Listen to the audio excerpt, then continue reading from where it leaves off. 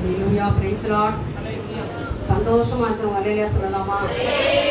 புது வருஷத்தை தேவன் நமக்கு காணும்படியாக கொடுத்த தேவனை நாம் சோதரிப்போம். ஹalleluya. கர்த்தர் நமக்கு நல்லவர். ஆமென். இந்த நாளுக்கு மத்தியிலே தேவன் நமக்கு ஒரு ஆசீர்வாதமான வார்த்தையை கொடுக்கும்படியாக கர்த்தர் கொடுத்த இந்த நேரத்துக்காக நான் நன்றி செலுத்த விரும்புகிறேன். 2021 ஆண்டு தேவன் நமக்கு ஒரு ஆசீர்வாதமுள்ள ஆண்டாய் மாற்றி தர போகிறார். ஹalleluya. ஆமென். கர்த்தர் ஏன் சொல்றார்னா ஏசாயா தீர்க்கதரிசி 51 வசனம் சொல்லுகிறது, தத்தளிப்பின் பாத்திரத்தை உன் கையிலிருந்து நீக்கி போடுகிறேன். ஆமென். ஹalleluya. கர்த்தர் நமக்கு இருக்கிற எல்லா தத்தளிப்பான காரியங்கள் அப்படின்னா என்ன அர்த்தம்? இந்த நாள்ல பட்ட உபத்திரவம், கஷ்டம், பாரம் எல்லாம் இன்னைக்கு எல்லாத்தையும் தத்தளிச்சுக்கிட்டு இருக்குது. பொதுவா சொன்னா தமிழ்நாடே தத்தளிக்குது, இந்தியாவே தத்தளிக்குது. ஆனா கர்த்தர் சொல்றாரு, அதை உன் கையிலிருந்து நான் நீக்கி போடுகிறேன். விசுவாசி ஹalleluya சொல்லுங்களேன். அதை நான் நீக்கி போடுகிறேன், அதை நான் நீக்கி போடுகிறேன். அதுக்கு ஒரு கீவேர்டா கர்த்தர் சொல்றாரு. ஆதியாகமம் 24:60 சொல்லுகிறது, நீ கோடா கோடியாய் பெருகுவாயாக. ஹalleluya. நீ கோடா கோடியாய் பெருகுவாயாக. ஏன்னா தத்தளிப்பு நம்மளை விட்டு நீங்கினா அடுத்தது என்ன வரும்? ஒரு பெருக்கம் வரும் இல்லையா? ஒரு ஆசீர்வாதம் வரும். அப்ப நம்மளுக்கு தேவன் கோடா கோடியாய் பெருகும்படி இன்னைக்கு ஆசீர்வாதத்தை கொடுக்க போகிறார். அப்ப நம்ம தத்தளிப்பு நீங்கிடுச்சு, பிரச்சனை நீங்கிடுச்சு, உபத்திரம் நீங்கிடுச்சு, தேவன் நம்மளுக்கு அதை நீக்கி போடுறேன்னு சொல்லிட்டாரு. அதனால நாம் இன்னைக்கு ஆசீர்வதிக்கப்பட்டவளா இருக்கோம்னு நினைச்சிட்டு மாத்திரம் இல்லாதபடி அதை எப்படி நாம் சுதந்திரித்துக் கொள்கிறது, இந்த 2021 ஆண்டிலே அதை நாம் எப்படி சுதந்திரித்துக் கொள்வது என்று நீங்கள் அதை சிந்திக்க வேண்டும் என கருமையான தேவனுடைய பிள்ளைகளை கர்த்தர் சொல்றாரு, நீ கோடா கோடியாய் பெருகுவாயாக. பாருங்க, ஒரு சகோதரன் ஒரு சகோதரி கொடுக்கிற ஆசீர்வாதம் தான் இல்லையா? ரெபெக்காளை வாழ்த்துகிறான் அவன் சகோதரன், நீ பெருகுவாயாக. இன்னைக்கு நாம எல்லாரையும் ஆசீர்வதிக்கணும். எங்க பக்கத்துல பார்த்து சொல்லுங்க, நீ கோடா கோடியா பெருகுவாயாக. சொல்லுங்களேன், ஒருத்தர் கரம் பிடிச்சு சொல்லுங்க, நீ கோடாய் கோடாய் பெருகுவாயாக. ஒவ்வொருத்தரையும் பார்த்து சொல்லுங்க, நீ கோடா கோடியாய் பெருகுவாயாக. நீங்கள் கோடா கோடியாய் பெருகுவீர்களாக. ஏன்னா வாயிலிருந்து வார்த்தை வந்தா அது ஆசீர்வாதமா இருக்கணுங்க. ஏன்னா பாருங்க, தன் சகோதரன் அந்த சகோதரியாகிய ரெபெக்காளை மனப்பூர்வமா ஆசீர்வதிக்கிறான் இல்லையா? கோடா கோடியாய் பெருகுவாயாக. அதிலே எல்லாம் அடங்கிடுச்சு. அவ வாழ்க்கை, அவ எதிர்காலம், அவ சந்ததி எல்லாமே அதுல அடங்கிடுச்சு. ஏன்னா கோடான கோடி ஆசீர்வாதம் எல்லாமே நீ பெருகுவாயாக, உன் சந்ததி பலுக்கத்தையும் பெருக்கத்தையும் காண்பதாக என்று ஒரு சகோதரன் சொல்ற வார்த்தை தான். ஆனா இன்னைக்கு அது நிறைவேறிச்சா நிறைவேறலையா என்பதை நாம இன்னைக்கு சிந்திக்கிறோம். பாருங்க, அவனுடைய வாயின் வார்த்தையை கர்த்தர் ஆசீர்வதித்தார். ஹalleluya. சகோதரன் சொன்ன அந்த ஆசீர்வாதமான வார்த்தையை கர்த்தர் ஆசீர்வதித்தார். இன்றைக்கு நீங்க எப்பவுமே சொல்லணும், நான் ஏன் அவங்கள ஆசீர்வதிக்கணும்ல. நிறைய பேருக்கு ஆசீர்வாதம் நம்மளாம் சொல்லக்கூடாதுப்பா, அவங்க எப்படின்னா கஷ்டப்பட்டுன்னு போட்டோம், நம்ம எப்படின்னா நம்ம சந்தோஷமா இருக்கலாம். ஆண்டவர் இன்னைக்கு எனக்கு சொல்லிக்கிறார், தத்தளிப்பின் பாத்திரத்தை நீக்கி போடுகிறேன், நான் சந்தோஷமா இருக்கிறேன், எனக்கு போதும் ஆசீர்வாதம், என் குடும்பம் சந்தோஷமா இருந்தா போதும் நினைக்க. இந்த நாள்ல யாரெல்லாம் மத்தவங்களை நீங்க ஆசீர்வதிக்க போறீங்களோ உங்க வாயினால, அப்படின்னா என்ன வரக்கூடாது? வாயில என்ன வரக்கூடாது? வீணான வார்த்தைகள், சும்மாவே அவன் நல்லா இருக்க மாட்டேன் இவங்க நல்லா அப்படிலாம் சொல்லக்கூடாது. இனிமேல் உங்கள் வாயின் வார்த்தை இந்த வருஷத்துல ஆசீர்வதிக்க போறார் ஆண்டவர். ஹalleluya. நீ கோடா கோடியாய் பெருகுவாய். அவன் உள்ளத்தின் ஆழத்துல இருந்து நீங்க ஆசீர்வதிங்க.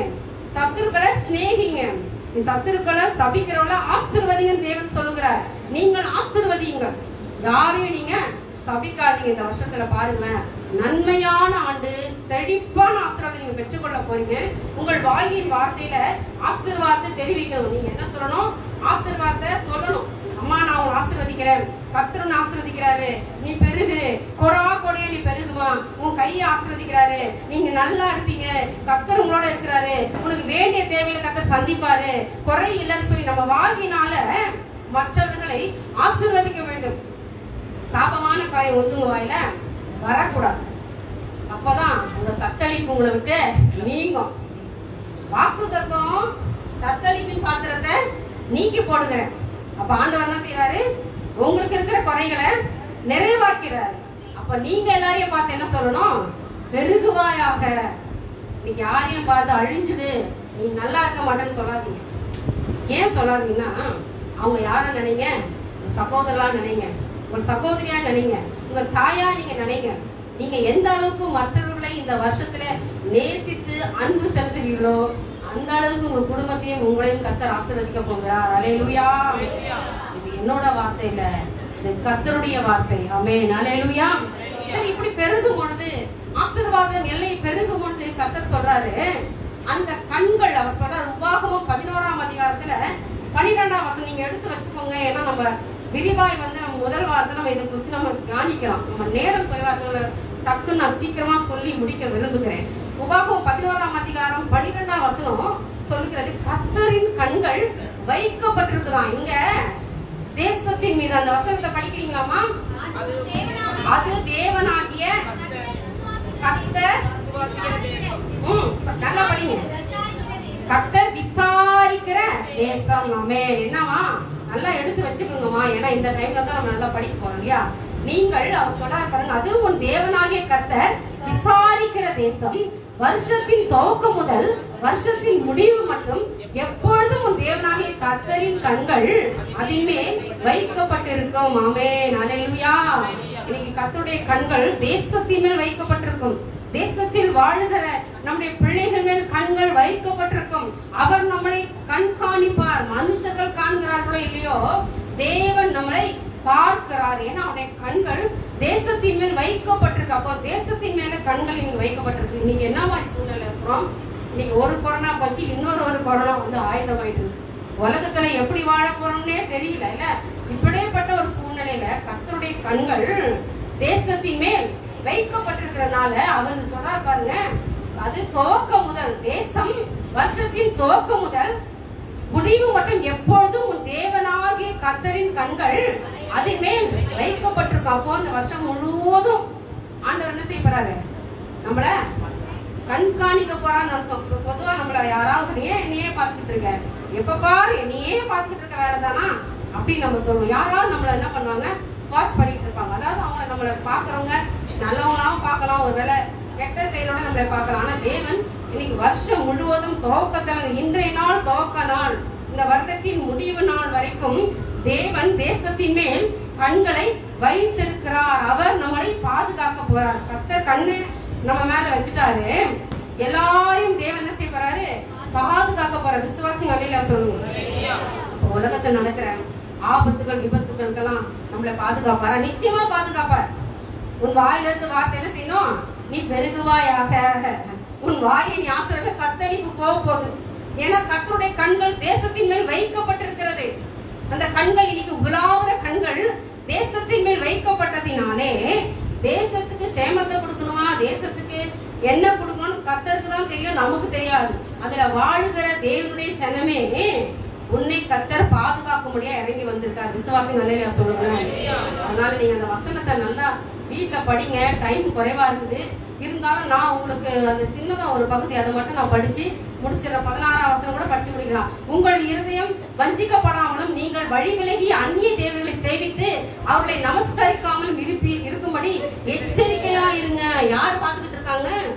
கண்கள் எங்க வைக்கப்பட்டிருக்குது? தேசத்தின் மேல கண்கள். இந்திய தேசத்தின் மேல் கண்கள் வைக்கப்பட்டிருக்கிறது. நீ எப்படி இருக்கணும்? எச்சரிக்கையோட வாழணும். விக்கிர ஆராதனைக்கு விலகி ஓடணும். இங்க கர்த்தர் சொல்றார் பாருங்க, உங்கள் இருதயம் வஞ்சிக்கப்படாமலும் நீங்கள் வழி விலகி அந்நிய தேவர்களை சேவித்து அவர்களை நமஸ்கரியாமல் இருக்கும்படி எச்சரிக்கையா இருங்க. நாங்க அன்றைக்கு நான் உங்களுக்கு சொன்னேன், சாத்ராக் மேஷாக் ஆபேத்நேகோ 3 பேரும் எங்க ஏன்பா அவங்களுக்கு அக்னி பிரவேசம் வந்துச்சு? எதனால அவங்க அக்னியில கொண்டு போய் போடுறாங்க? ஒரு ராஜா அப்படி செய்யறதுக்கு என்ன காரணமா? ஏன் அப்படி செய்யறதுக்கு என்ன காரணம்? அவர் சொன்ன அந்த விக்கிரகத்தின் காரியத்தை, அந்த வணக்கத்தை அவங்க செய்ய மாட்டேன் அப்படின்னு சொன்ன உடனே அவர் என்ன செஞ்சாரு?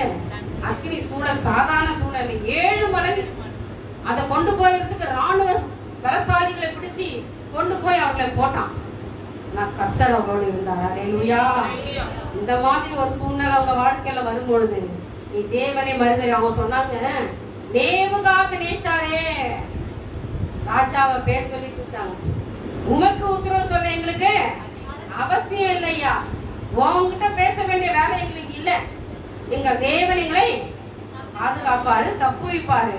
அப்படியே தப்பு வைக்காம போனாலும் நாங்க உங்க செய்யற சிலையை நாங்க வணங்க மாட்டோம் என்று தேவனுக்கு முன்பாய் அவர்கள் நின்றதினாலே அவர்கள் பாதுகாக்கப்பட்டார்கள். அல்லேலூயா.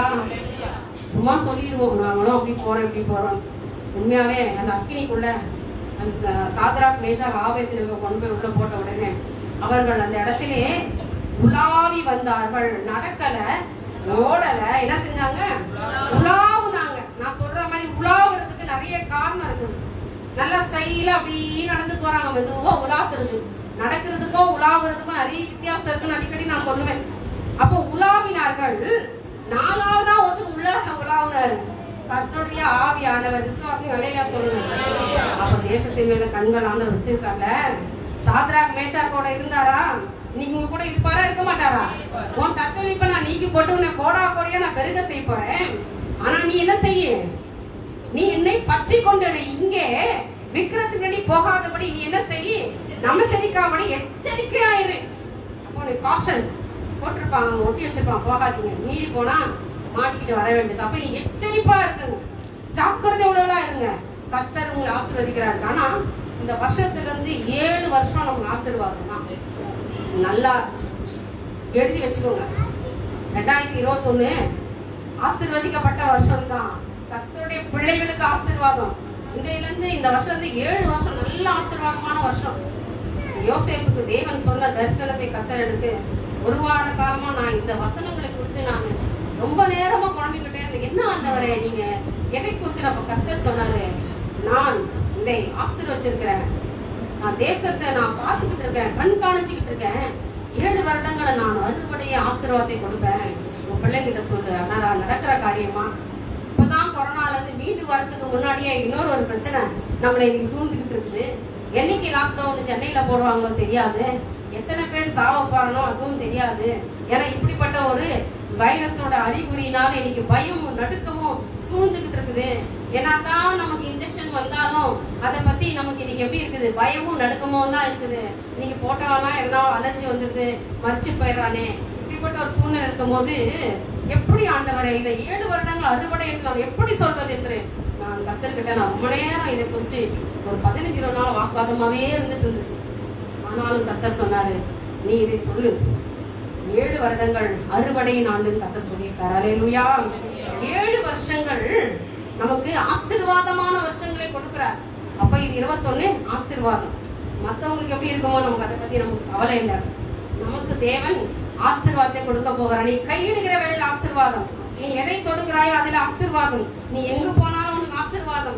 உன் பேரை கர்த்தர் பெருமைப்படுத்துவார். உன்னோடு நான் இருக்கிறேன் என்பதை கர்த்தர் காட்ட போறார். காரணம், நீ கோடா கோடியாய் பெருகுவாயாக. அல்லேலூயா.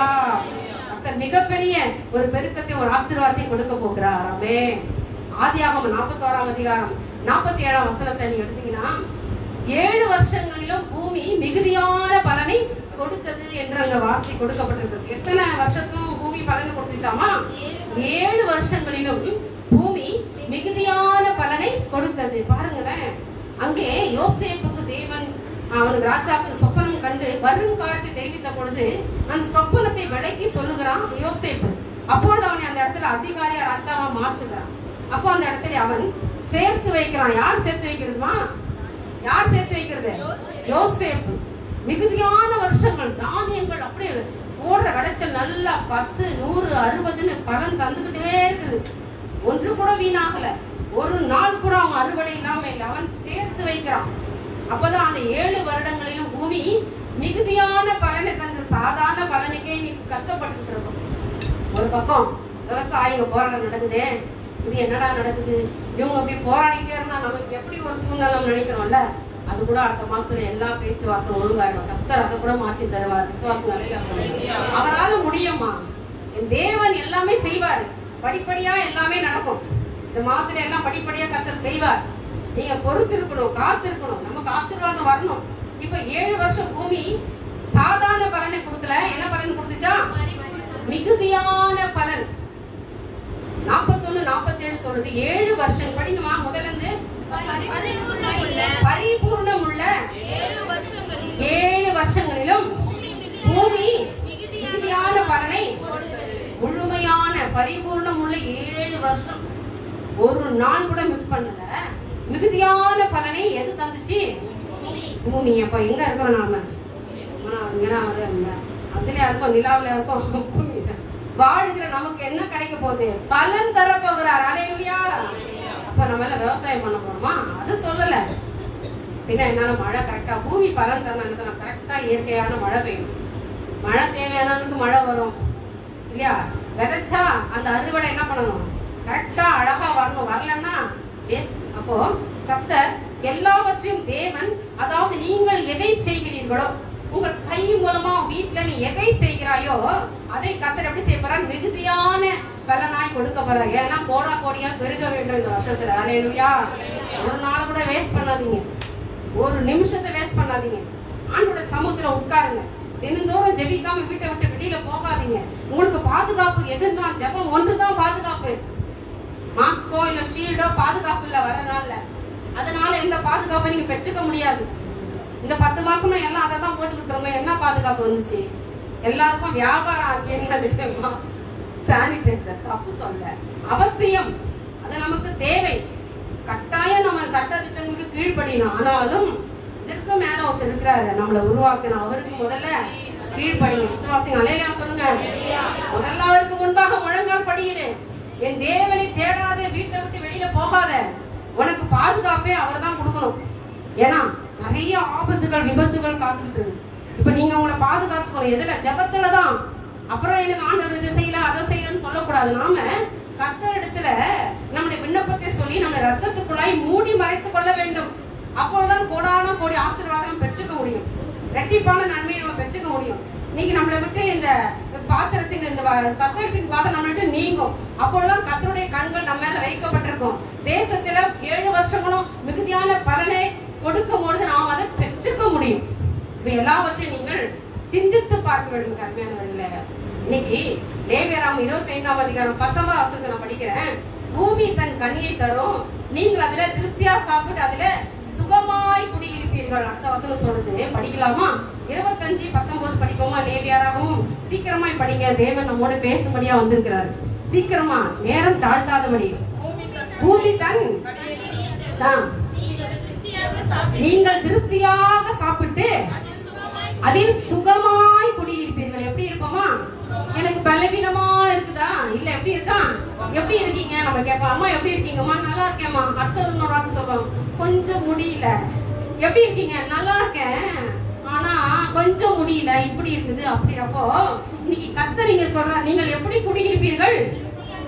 திருப்தியாய் சாப்பிட்டு சுகமாய் குடியிருப்பீர். விசுவாசிகள் அல்லேலூயா சொல்லுங்க. கர்த்தரை கரங்களை தட்டி ஒரு மகிமைப்படுத்துங்க. இந்த வருஷத்துல கர்த்தர் சுகமாய் இருக்கும்படி கேட்கிறாரு. சுகமாய் இருக்கும்படி, பலவீனங்கள் அல்ல, வியாதிகள் அல்ல, வேதனைகள் கூட அகன்று போக போகுது. பிசாசின் தந்திரமான கட்டுகள் உங்களை உடைக்க போகிறாரு. எல்லா சத்துரின் கீழே உங்கள்கிட்ட அகன்று போக போகிறது. கட்டப்பட்ட கட்டுகளை கர்த்தர் கட்டவிழ்க்க போகிறாரு. மாம்சமான யாவர் மீது ஆவியை ஊற்றுவே. பிள்ளைகள் எல்லாரும் கர்த்தரால போதிக்கப்பட்டிருக்க போறாங்க. இந்த வருஷத்துல தேவன் சொல்லுகிறாரு, நீங்கள் சுகமாய் இருப்பீர்கள். அல்லேலூயா. சுகமாய் குடியிருக்கும்படி நான் செய்வேன். உங்களுக்கு கண்ணீர் அல்ல, துக்கம் அல்ல, துயரம் அல்ல, எல்லாவற்றையும் நான் மாற்றி சுகமாய் இருக்கும்படி நான் செய்வேன். அல்லேலூயா. இதனால தேசத்துல 26 அதே லேவியராகம் எடுத்துங்க. 26ஆம் அதிகாரம் 6ஆம் வசனத்தை நம்ம படிச்சு முடிக்க போகிறோம். சீக்கிரமா, நேரம் குறைவா இருக்குது, நம்ம முடிக்கலாம். சத்தமா படிக்குமா? தேசத்தில் சமாதானம் கட்டளையிடுவேன். அப்ப இங்க பாருங்க, முதல்ல நம்ம படிச்சோம் தேசத்தின் மேல ஆரம்பம் முதல் முடிவு வரைக்கும் அவருடைய கண்கள் வைக்கப்பட்டிருக்கும். இங்கே கர்த்தர் சொல்லுகிறார், தேசத்தில் என்ன செய்வேன்? சமாதானம் கட்டளையிடுவேன். விசுவாசிகள் அல்லேலூயா சொல்லுங்க. நமக்கு சமாதானத்தை கர்த்தர் கொடுப்பாரு. மனசு கலங்கி கொண்டிருக்கிறீங்களா? என்ன நடக்க போதோ, ஏது நடக்க போதோ, என்ன ஆகுமோ, எப்படி போகுமோ, என் வாழ்க்கை எப்படி இருக்கு, நான் என்ன செய்ய போறேன்னு நினைக்கிறியா? கவலைப்படாத. நான் தேசத்துல வாழ்கிற உங்களுக்கு ஒரு சமாதானம் கட்டளையிடுவேன். அல்லேலூயா. இன்னைக்கு சமாதானம், சந்தோஷம், ஒரு நல்ல காரியங்கள் இன்னைக்கு சொன்ன மாதிரி கண்கள் வைக்கப்பட போகுது. நாம பெருக போகிறோம். கர்த்தர் துக்கத்தை எல்லாம் ஆற்றி எல்லாவற்றையும் எடுத்து போட போறோம். நம்ம திருப்தியா இருக்க போறோம். சுகமாய் குடியிருக்கும்படி கர்த்தர் உங்களை ஆசீர்வதிக்க போறீங்க. எல்லாவற்றுக்கும் ஒன்னே ஒண்ணுதாங்க, ஓய்வுனால பரிசுத்தமாய் ஆசரிக்க நினைப்பாயாக. கடைசியாக ஏசாயா 58ஆம் அதிகாரம் 13வது வசனத்தை நம்ம படிச்சு முடிக்க போகிறோம். சீக்கிரமா எடுத்தவங்க படிங்க. ஓய்வு நாள் படிக்கணுமா? ஏசி 58:13 என் பரிசுத்த நாளாகிய ஓய்வு நாளிலே உனக்கு இஷ்டமானதை செய்யாதபடிக்கு உன் காலை விலக்கி உன் வழிகளின்படி நடவாமலும் உனக்கு இஷ்டமானதை செய்யாமலும் உன் சொந்த பேச்சை பேசாமலும் இருந்து ஓய்வு நாளை மன மகிழ்ச்சி நாள் என்றும் கர்த்தருடைய பரிசுத்த நாள் என்றும் மகிமையுள்ள நாள் என்றும் சொல்லி அதை மகிமையாய் எண்ணுவாயானால் அப்பொழுது கர்த்தரில் மகிழ்ச்சியாய் இருப்பாய். பூமியின் உயர்ந்த இடங்களில் உன்னை ஏறி இருக்கும்படி பண்ணி உன் தகப்பனாக யாக்கோபுடைய சுதந்திரத்தால் உன்னை போஷிப்பேன். இது கர்த்தருடைய வாய் இதை சொல்லிட்டு. அல்லேலூயா. கரங்களை தட்டி கர்த்தரை கனப்படுத்துவோமா? நம் தேவனை கரங்களை தட்டி கனப்படுத்துவோம். நான் இன்றைய முதல் நான் தேவனை ஆராதிக்க போகிறேன். நான் கர்த்தரிடத்தில் மனமகிழ்ச்சியோடு ஆராதிக்க போறேன். பரிசுத்தமான ஓய்வு நாள மனமகிழ்ச்சி நாள் என்று சொல்லணுமா? எப்படி மனமகிழ்ச்சி நாள்? ஐயோ, அன்னைக்கு தான் எங்களுக்கு ரெஸ்ட். என்ன சொல்லுவோம்? அன்னைக்கு தான் கொஞ்ச நேரம் தூங்கக்கூடிய நாள். எது? ஞாயிற்றுக்கிழமை. ஆனா தேவன் சொல்றாரு, அதை என்ன நாள்னு எண்ணணுமா? பரிசுத்தமான நாள் மாத்திரம் இல்ல, மகிமை நாள், மனமகிழ்ச்சி நாள் என்று நீ எண்ணுவாயானால் உன்னை உயர்ந்த இடங்களில் ஏறி இருக்கும்படி செய்வார். அதனால வர்ற நாள்ல டைமை கீப் அப் பண்ணணும். நேரத்தை ஒழுங்கா கத்தர் கொடுத்துடும். கத்தருக்குரிய நேரம் நான் சொன்ன மாதிரி இந்த வருஷத்துல எல்லாத்தையும் கரெக்டா டைம் செய்யணும் இல்லையா? நேரம் தாழ்த்தி எதையும் செய்யக்கூடாது. லேட்டா பண்ணோம்னா ஆசீர்வாதம் நம்மளை விட்டு போயிடும். தேசத்தின் மேல ஆண்டுடைய கண் இருக்குது. நம்மள உலாவிற கண்களுடைய பார்த்துட்டு போறாரு. இந்த வருஷம் முழுவதும் கர்த்தருடைய கண்கள் உலாவி கொண்டிருக்குது. தேவன் உங்களுடைய தேவைகளை பக்கத்திலிருந்து சந்திக்க போறாரு. உங்க கூடவே வர போறாரு. அவர் உங்க கூடவே இருக்க போறாரு. அவரோடு நீங்கள் பயணம் பண்ண போறீங்க இந்த வருஷத்துல. விசுவாசிங்க அல்லேலூயா சொல்லுங்க. அப்ப நம்மள அவர் தானா பாதுகாத்துப்பாரு. எதை குறிச்சு கலங்காதீங்க. இந்த கொரோனா எந்த கொரோனா வந்தாலும் வந்துட்டு போட்டோம். அது வந்துட்டு அது பாட்டு போகும். வியாதிகள், வேதனைகள், பலவீனங்கள் இவை எல்லாவற்றிலும் இருந்து தேவன் நம்மளை பாதுகாத்து தேசத்தின் மேல் ஆரம்பம் முதல் முடிவு வரைக்கும் அந்த கண்கள் வைக்கப்பட்டிருக்கும் என்று கர்த்தர் சொல்லுகிறார். இங்கே தேசத்தில் சமாதானம் கட்டளையிட என்று கர்த்தர் சொல்வார். இங்கே ஓய்வு நாளை நீ ஆசரிக்கும் பொழுது அவர் பேரில் மனமகிழ்ச்சியா நீ ஆராதிக்கிற வேளையிலே நான் உன்னை கர்த்தர் சொல்றார், இன்னைக்கு உன்னை போஷிப்பேன். எப்படி? உன் தகப்பனாக யாக்கோபின் சுதந்திரத்தினால் உன்னை நான் போஷிப்பேன் என்று கர்த்தர் சொல்ற. விசுவாசி நல்லையா சொல்லுங்களேன். கர்த்தரால் ஆகுமா ஆகாதா? என் தேவனால் ஆகுமா ஆகாதா? அதனால இன்றையிலிருந்து நீங்கள் ஆசீர்வதிக்கப்பட்டவர்கள். உங்களை கர்த்தர் ஆசீர்வதிக்கப்பார். இந்த மாசம், இந்த வருஷத்தின் முதல் நாள் கொடுத்த வாக்குத்தத்தத்தை ஒரு நாளும் யோசித்து சிந்தித்து தேவனிடத்துல பேசும்போது நீங்கள் ஆசீர்வாதத்தை சுதந்திரிக்க போறீங்க. விசுவாசிகள் சொல்லுங்க. தத்தளிப்பின் பாத்திரத்தை உன் கையிலிருந்து நீக்கி போடுகிறேன். அல்லேலூயா. கர்த்தர் நீக்கி போடுவாரா? போட மாட்டாரா? நிச்சயமாய் தேவன் நம்மோடு இருக்கிறார். அல்லேலூயா. கர்த்தர் நம்மோடு இருக்கிறார். அல்லேலூயா. அற்புதத்தை செய்கிறவர் நம்மோடு இருக்கிறார். அல்லேலூயா. நாம் எல்லாரும் எழுந்து நிற்போம் தேவனுடைய சமூகத்துல. இந்த வார்த்தை கூட விளக்கமா நான் முதல் வார்த்தை உங்களோட நான் பேசுகிறேன். இன்றைய நேரம் குறைவா இருக்கிறபடினால கர்த்தருடைய வார்த்தை நாம சொல்லி இன்னைக்கு நாம் சீக்கிரமா தேவனுடைய சமூகத்துல ஆசீர்வாதத்தை பெற்றுக் கொள்கிற நேரம் இது.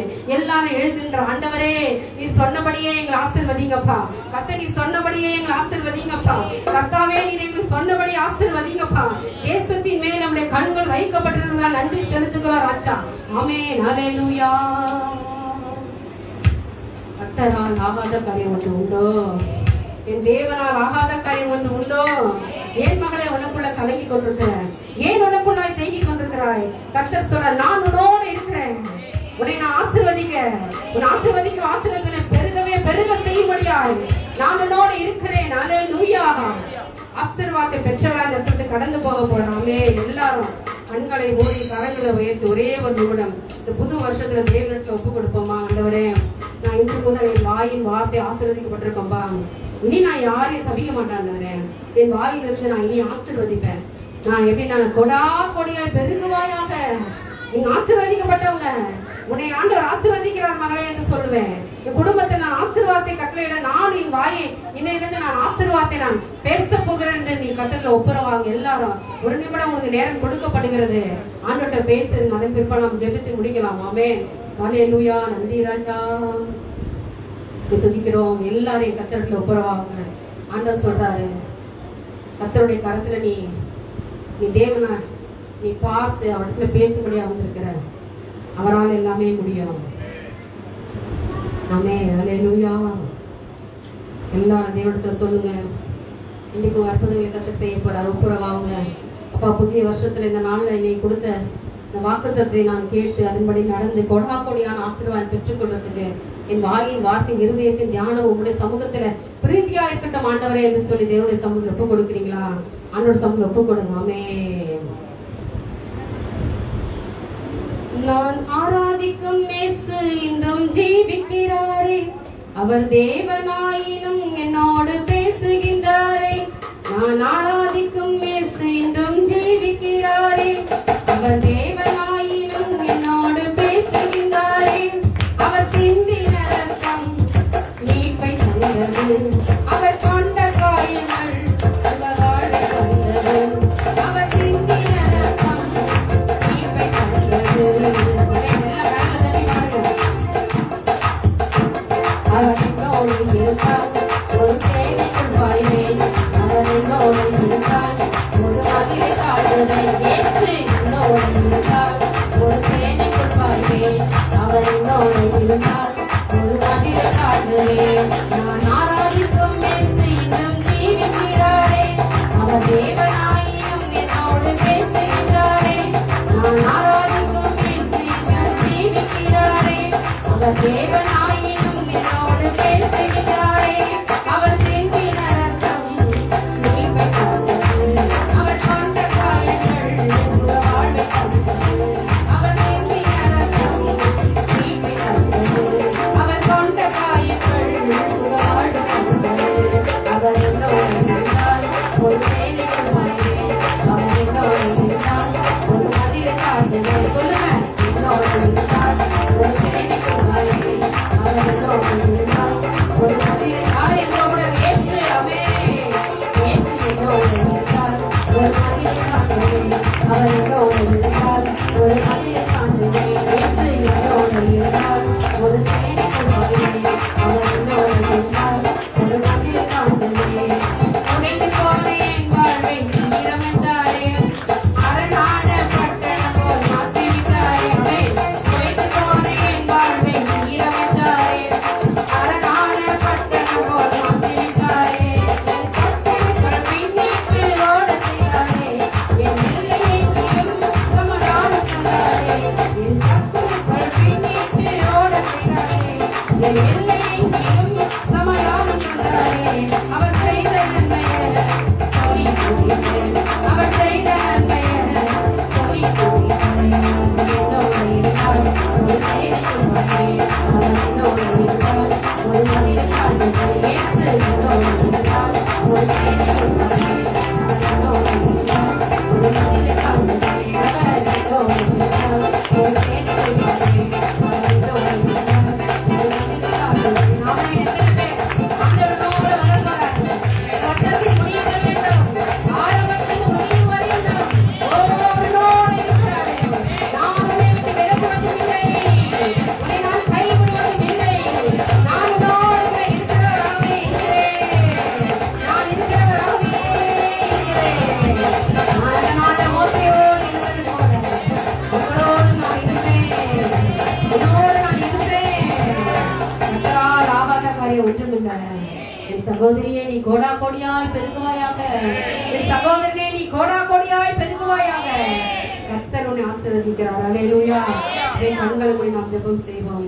எங்களை நேசிக்கிற அன்பின் பிதாவே, இந்த அருமையான இந்த வேளையிலே கர்த்தர் எங்களோட பேசி ஆராதிக்கும் இந்த புதிய வருஷத்தின் ஆயத்த நாள்ல கர்த்தர் எங்களை கொண்டு வந்ததுக்காக நாங்க நன்றி செலுத்துகிறோம் ராஜா. இப்ப நீ சொல்லிடுறேன், உன் தத்தளிப்பின் பாத்திரத்தின் கையிலிருந்து நீக்கி போடு என்று சொன்னீங்கப்பா. இந்த நாளில் கர்த்தர் நீ கோடா கோடியாய் பெருகுவாய் என்று சொன்னீங்க. தேசத்தின் ஆரம்பம் முதல் முடிவு வரைக்கும் உடைய கண்கள் தேசத்தின் மேல் வைக்கப்பட்டிருக்காய் சோத்திரம். நீங்கள் சுகமாக இருப்பீர்கள் என்று சொன்னீங்க ஆண்டவரே. உங்களை எல்லாவற்றையும் பாதுகாக்கக்கூடிய கர்த்தர் எங்களோடு இருக்கிறதுக்காய் சோத்திரம்.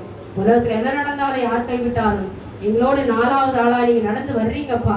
இந்த பிரச்சனத்தை உணர்ந்து கொண்டவரா இந்த இடத்துல கடந்து போகிறோம். இந்த வருஷத்தின் நாள் முழுவதும் இந்த பிள்ளைகளை ஆசீர்வதிங்க. யாரெல்லாம் இந்த நாள் ஆண்டவரே அப்பா இந்த நாள் ஆன்லைன்ல பார்த்து கொண்டோம் அவங்க எல்லாரையும் தேவன் இப்பொழுதே தொடுவீராக. இந்த பிரசனம் இந்த பிள்ளைகள் இறங்குவதாக. இப்பொழுதே அவர் ஆசீர்வாதத்தை பெற்றுக் கொள்வார்களாக. இந்த ஆசீர்வாதத்தை மழை போற இந்த குடும்பத்தின் மேல பொழிய செய்யும்படியா ஜெபிக்கிறப்பா. இந்த வருஷத்துல செழிப்பான ஆசீர்வாதத்தை பெற்றுக்கொள்ளட்டும் ஆண்டவரே. கர்த்தருடைய கண்கள் அவர் மேல் இருக்கட்டும் அப்பா. அவளை கர்த்தர் ஆசீர்வதிங்க, வழி நடத்துங்க. தொடர்ந்து உடைய பிரசன்னம் உடைய கிருபை எங்களோடு இருக்கட்டும். சகலத்தையும் பொறுப்பேற்றுக் கொள்ளுங்க, ஆசீர்வதிங்க, வழி நடத்துங்க. எங்கள் இயேசுவின் மூலம் ஜெபிக்கிறேன் எங்க நல்ல பிதாவே. ஆமென். இன்றவாறே